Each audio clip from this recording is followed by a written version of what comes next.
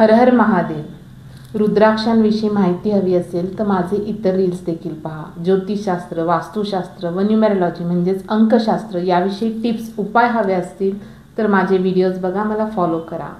आज एका अशा रुद्राक्षाविषयी सांगते जो रुद्राक्ष तुम्हाला 7.5मध्ये संरक्षण प्रदान करेल. हो, 7.5तून होणाऱ्या त्रासापासून संरक्षण हवे असेल तर तुम्ही 11मुखी रुद्राक्ष धारण करू शकता.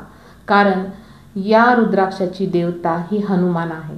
हा एक असा रुद्राक्ष आहे जो तुम्हाला तुमच्या रागावर देखील नियंत्रण मिळवून देतो. निर्णय क्षमता तुमची वाढू शकते.